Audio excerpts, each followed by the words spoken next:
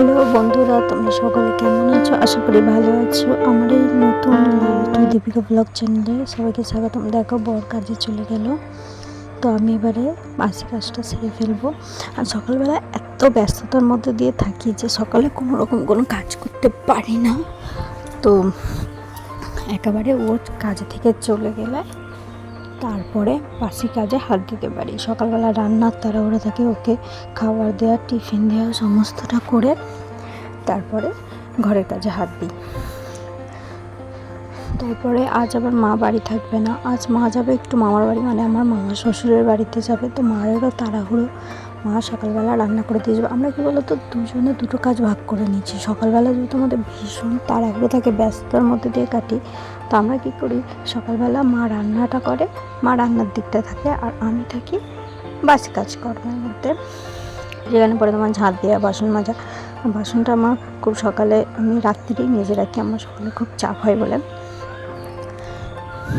তো তারপরে মা সকালে রান্না বান্নার দিকটা পুরোটা সামলায়, আমি সকালবেলা বাসি কাজ, ঝাঁট দেওয়া, বাসন মাজা, ঠাকুরের কাজকর্ম, ফুল তোলা, মানে এগুলো সমস্ত আমার কাজ, এগুলো আমি করি। তারপরে মা আবার রেডি হবে, স্নান করবে, মাও যাবে, জানি না থাকবে কিনা। আমার শরীরটা যেহেতু ভালো নয়, মা মনে হয় না থাকবে, তো বলেছে মামার বাড়িতে যে থাকবে না, যথাসম্ভব চলে আসার চেষ্টা করবে। তো দেখা যাক কি হয়, এখন যাক, তো তারপরে দেখা যাবে। তবু কী বলো তো, চলে এলে ভালো হয়, কারণ আমার শরীরটা ভীষণই খারাপ। আর ডাক্তার দেখিয়েছি, ডাক্তার বলেছে নিচু হয়ে যে সমস্ত কাজ হয় ওগুলো কম করতে। তো আমি ঝাড়টা দিয়ে দিলাম, বিছানাটা পরিষ্কার হয়ে গেছে, বিছানাটা পরে ঝাড় দিয়ে তারপরে ঠাকুরের বারান্দাটা মুছবো। আমাদের ঠাকুর ঘর আলাদা করে নেই, ঠাকুরের বারান্দাটাই রয়েছে, বারান্দার মধ্যে রয়েছে, তো ওই জায়গাটা মুছবো। আর যেহেতু তোমার আমার নিচু হয়ে মোছা কাজ বারণ, তো আমি পুরো বারান্দাটা আমি মুছবো না, আমি অর্ধেক বারান্দাটা, মানে আগে তো পারতাম, মানে বারণ ছিল না তো। আর এই টেবিলটা দেখো, এই টেবিলটাতে আমাদের সারা দিনের কাজকর্ম হয়, এটা ওটা, এটা রাখা, ওটা রাখা, সেটা রাখা। তো এটা সকালবেলা না মুছলে ঠিক পরে আর কোনো জিনিস রাখতে ভালো লাগে না, খাওয়ার জিনিস বলো। দেখো বারান্দাটা মুছেছি, অর্ধেকই মুছেছি, পুরোটা মুছতে পারিনি, বৃহস্পতিবার এলে পুরোটা মুছে দেয়। আর এই দুয়ারটা মুছেছি, কারণ বাসি দুয়ারটা না মুছলে ভালো দেখায় না।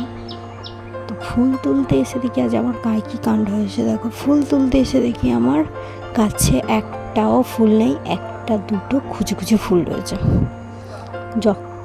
জবা ফুটেছে 3টে, আর সাদা ফুল না পেলে নয় 2-4টে পেয়েছি। এই তো দেখো কী অবস্থা, যে ফুল নিয়ে যায় সেও তো জানে যে তাদেরও ঠাকুর আছে, পুজো দেবে।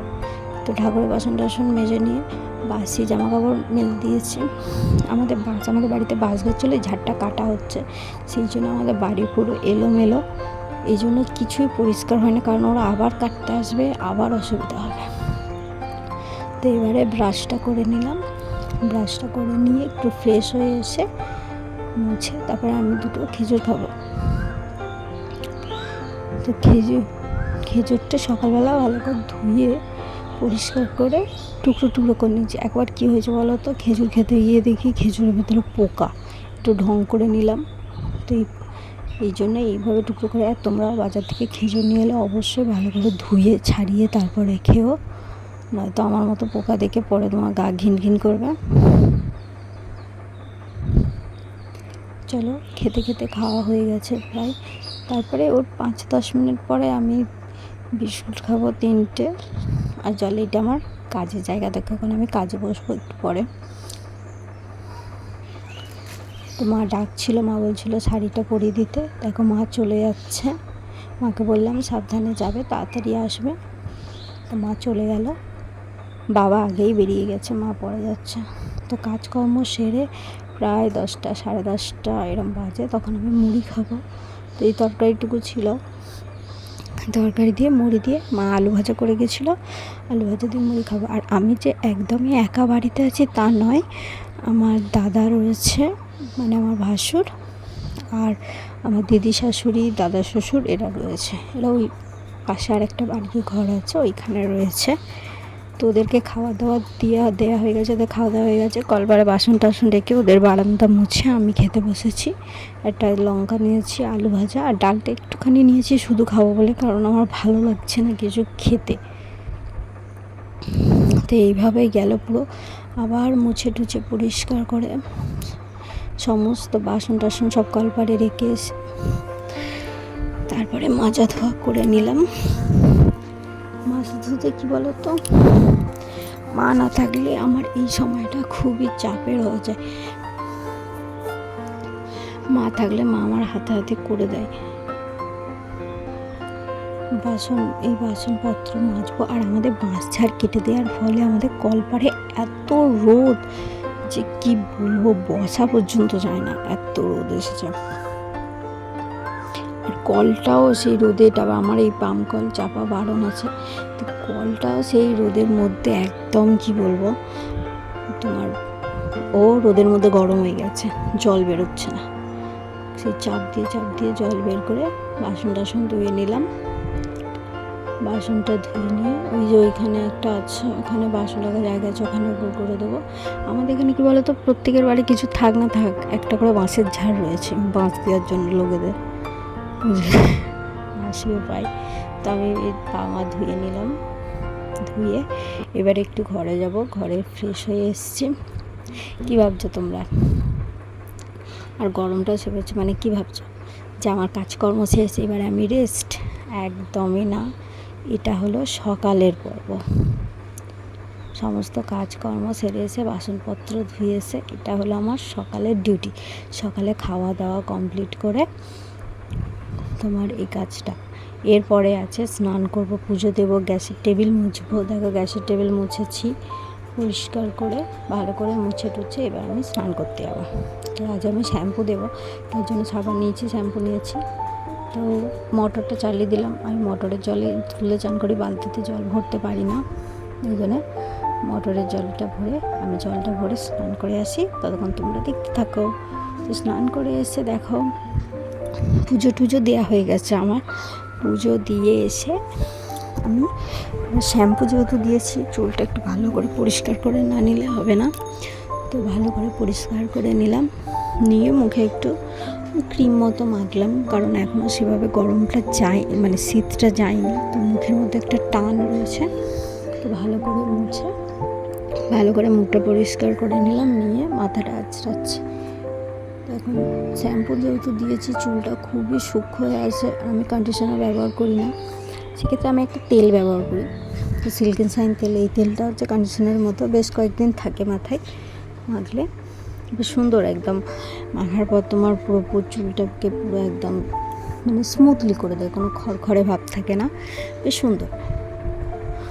তো এখন এটা করে আমি সিঁদুরটা পরে নিলাম।